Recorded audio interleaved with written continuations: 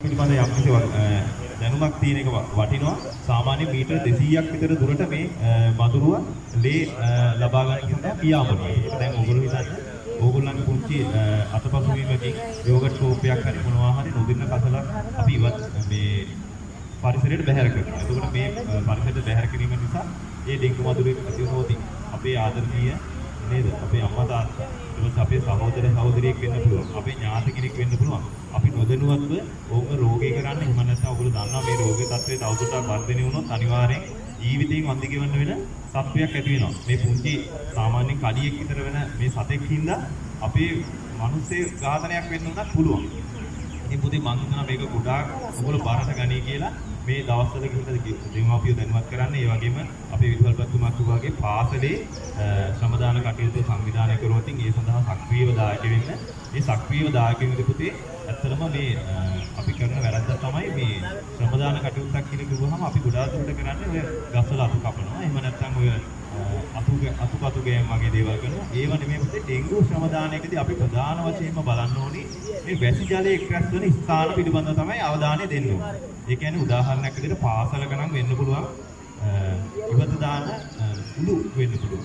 පුතේ අර අලුතෙන් සෙවිලි කරාට පස්සේ අපි උළු එහෙම ගොඩ ගහලා තියෙනවනේ. ඒ ගොඩ ගහලා තියෙනකොට තිරස් අතට ගොඩ ගහලා තියෙනකොට පුතේ ඒවැ වතුර එකතු වෙන්න පුළුවන්. එන්න ඒ වගේ ස්ථාන පිළිබඳව ඕගොල්ලන්ගේ අවධානය යොමු කරන්න.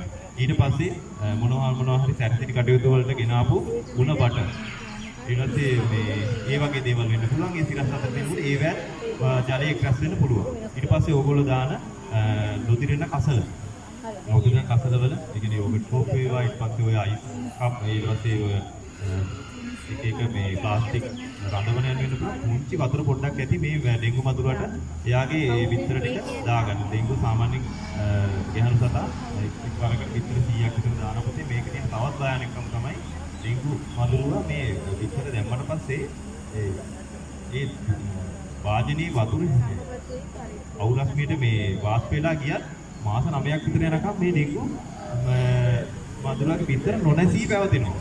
නැවත වර්ෂාව ඇති වෙච්ච වහාම ඒගොල්ලන්ගේ සක්‍රියත්වය ආයෙත් නැවත පටන් ගන්නවා.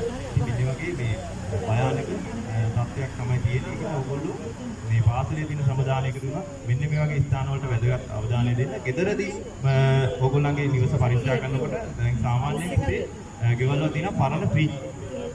ඔයගොල්ලෝ පරණ ෆ්‍රිජ් වල බලන්නේ යට අර ජලය එක්රැස් වෙන තැටියක් තියෙනවා. ජලය එක්රැස් වෙන තැටියක් තියෙනවා. මේක අපි සාමාන්‍යයෙන් ඒක ඇහැට පේන්නේ නැති ඉඳ අපි අවධානය යොමු වෙනවා අඩුයි.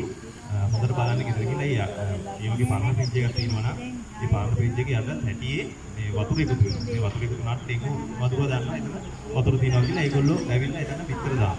සමහරලාට ඒගොල්ලෝ දුම්බුල් වතුර එක්කලා ගිහින් ඒගොල්ලන්ගේ හැව පවා ඒ වතුරේ තියෙන්න පුළුවන්. ඒක පරීක්ෂා කරලා බලන්න.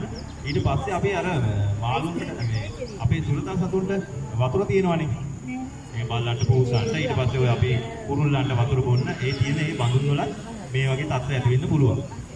ඊට පස්සේ අපි මාළු ඇති කරන්න හදන මාළු වීල් තියෙනවා. ඒවා පුතේ සමහර තත්ත්ව හින්දා ඒවා අපේ දාන මාළු මැරිලා ගිහිල්ලා හරි මොනවා හරි වෙලා ඒ වගේ අපේ ගෙවල් වල මේ අහකට දාපු මේ පොඩි වාදන තියෙන්න පුළුවන්.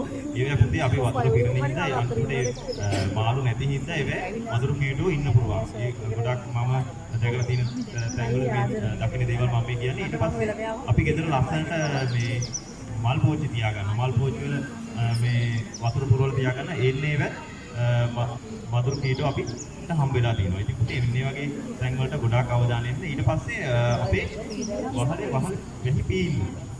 දැන් ගොඩාක් නිවාසවල නිවෙස් ඉදි කරනකොට මේ වැහි පීල්ල සහ මේ උඩු නැත්නම් සීට් අතර තියෙන ગેප් එක ගොඩාක් අඩුවට කරන්න. ඒක මේ ඒවා එකතු වෙන රොන් මඩ වේවා ඊට පස්සේ පොළ රොඩු වේවා ඒවා ඉවත් කරන්න ගොඩාක් අපහසුයි. ඉතින් ඒකින්ද ඔයගොල්ලන්ගේ ගෙවල් වල තියෙනවා නම් මේ වැහි පීලි ගොඩක් ඒවටත් දෙමාපියන්ට කියන්න අවධානය යොමු කරන්න කියලා. ඒවත් වතුර පිරෙන්න පුළුවන්. අපිට නොපෙනෙන ස්ථාන මේවා ඕන තරම් ඩෙන්ගු මදුරු ඇති වෙන්න පුළුවන්.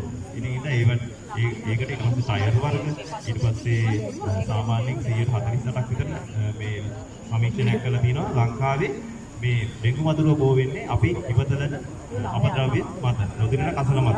ඉතින් ඒකෙන්ද ඒ සම්බන්ධවත් ඕගොල්ලන්ගේ අවධානය දෙන්න මම හිතනවා විනයගරුක දරුවෝ ඉන්න අපේ පාසලේ ඔයගොල්ලෝගේ වගකීම ඔයගොල්ලෝ ඉටු කරාවි කියලා. එතකොට අපිට අවසානයේ සබඳාමත් අපිට ආශිර්වාද කරાવી.